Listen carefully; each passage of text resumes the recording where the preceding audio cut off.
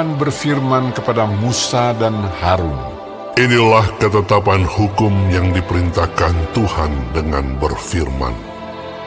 Katakanlah kepada orang Israel, supaya mereka membawa kepadamu seekor lembu betina merah yang tidak bercela, yang tidak ada cacatnya, dan yang belum pernah kena kuk.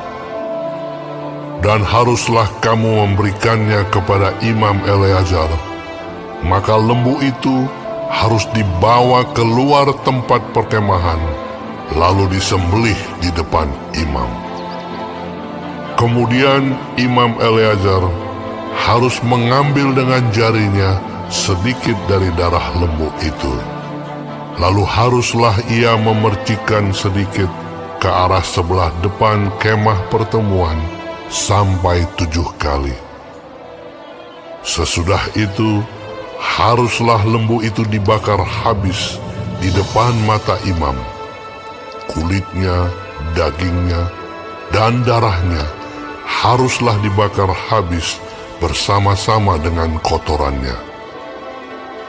Dan imam haruslah mengambil kayu aras, hisop, dan kain kirmizi, dan melemparkannya ke tengah-tengah api yang membakar habis lembu itu. Kemudian haruslah imam mencuci pakaiannya dan membasuh tubuhnya dengan air. Sesudah itu masuk ke tempat perkemahan, dan imam itu najis sampai matahari terbenam.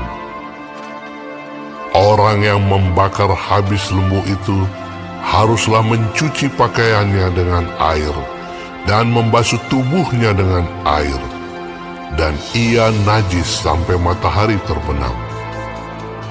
Maka seorang yang tahir haruslah mengumpulkan abu lembu itu dan menaruhnya pada suatu tempat yang tahir di luar tempat perkemahan, supaya semuanya itu tinggal tersimpan bagi umat Israel untuk membuat air pentahiran. Itulah penghapus dosa. Dan orang yang mengumpulkan abu lembu itu haruslah mencuci pakaiannya, dan ia najis sampai matahari terbenam. Itulah suatu ketetapan untuk selama-lamanya bagi orang Israel dan bagi orang asing yang tinggal di tengah-tengahmu. Orang yang kena kepada mayat, ia najis 7 hari lamanya. Ia harus menghapus dosa dari dirinya dengan air itu pada hari yang ketiga, dan pada hari yang ketujuh ia tahir. Tetapi jika pada hari yang ketiga ia tidak menghapus dosa dari dirinya, maka tidaklah ia tahir pada hari yang ketujuh.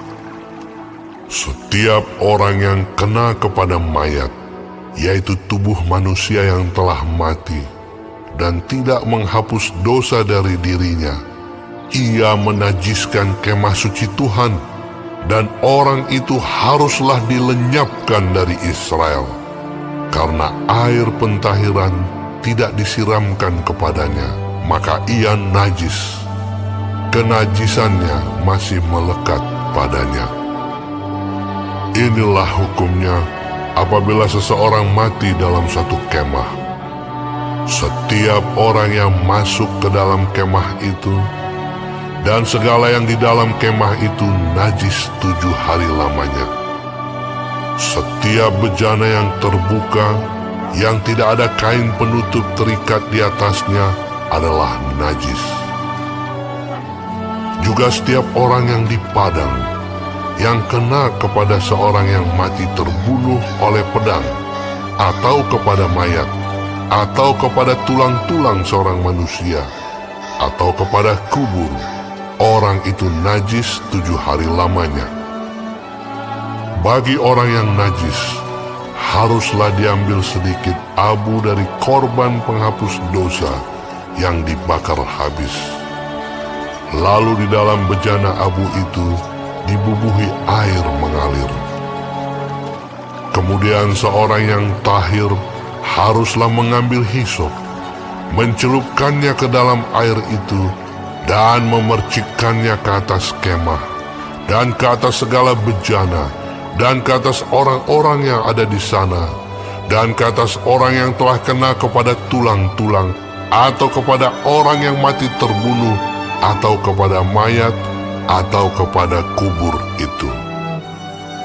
Orang yang tahir itu haruslah memercik kepada orang yang najis itu pada hari yang ketiga dan pada hari yang ketujuh. Dan pada hari yang ketujuh itu haruslah ia menghapus dosa orang itu. Dan orang yang najis itu haruslah mencuci pakaiannya dan membasuh badannya dengan air, lalu ia tahir pada waktu matahari terbenam. Tetapi orang yang telah najis dan tidak menghapus dosa dari dirinya, orang itu harus dilenyapkan dari tengah-tengah jemaah itu, karena ia telah menajiskan tempat kudus Tuhan. Air pentahiran tidak ada disiramkan kepadanya, jadi ia tetap najis. Itulah yang harus menjadi ketetapan bagi mereka untuk selama-lamanya. Orang yang menyiramkan air penyuci itu, ia harus mencuci pakaiannya. Dan orang yang kena kepada air penyuci itu, ia menjadi najis sampai matahari terbenam. Segala yang diraba orang yang najis itu menjadi najis, dan orang yang kena kepadanya menjadi najis juga sampai matahari terbenam. Shalom saudara-saudaraku yang kekasih di dalam Tuhan Yesus Kristus. Puji Tuhan kalau kita masih diberikan kesempatan hidup hari ini dan dapat mempelajari firman Tuhan. Kompas kehidupan dari Bilangan 19 mengenai air pentahiran. Tuhan Yesus memberkati. Saudara yang kekasih, Tuhan Maha Kudus, suci dan benar. Dia juga sangat menghendaki agar umatnya, dalam hal ini Israel, hidup kudus dan menjauhi segala yang najis. Tuhan membuat peraturan-peraturan yang wajib dipatuhi oleh Israel. Mulai dari kalau mereka bersentuhan dengan mayat. Orang yang bersentuhan atau tersentuh mayat akan menjadi najis selama 7 hari dan harus tinggal di luar perkemahan. Dan semua barang yang disentuhnya dan lingkungan sekitarnya juga akan menjadi najis. Jadi mengenai hal yang najis, sungguh-sungguh adalah serius bagi Tuhan. Karena Tuhan kudus. Tuhan juga menghendaki agar umatnya hidup kudus. Kenajisan bisa menjadi virus yang akan menghancurkan selain diri orang itu sendiri secara rohani maupun jasmani, juga akan mempengaruhi negatif masyarakat atau lingkungan sekitarnya. Karena itu, orang yang terjangkit kenajisan sungguh membutuhkan pentahiran, penyucian dari Tuhan. Tuhan memberi solusi saat itu, yaitu menyembelih lembu betina merah dan air pentahiran sebagai penghapus dosa. Air itu dipercikkan kepada orang yang najis itu, lalu pakaiannya dicuci dengan air itu, sehingga orang itu menjadi kudus, tahir kembali saat matahari terbenam.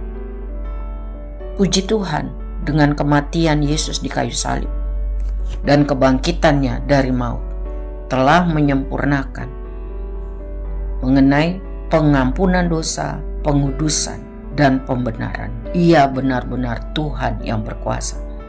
Pengorbanan Yesus Kristus sekali untuk selamanya berkuasa membersihkan siapapun juga manusia yang datang kepadanya, percaya dan hidup mau bertobat taat kepada firman-Nya. Jadi sebagai umat Tuhan, kita harus sungguh-sungguh memperhatikan Tuhan mau kita hidup kudus, hidup benar, tidak najis dengan dosa, apalagi menganggap dosa itu biasa-biasa saja.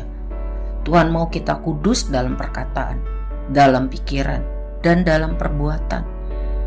sehingga itu terwujud di dalam hubungan kita dengan Tuhan, hubungan kita dengan sesama, ya.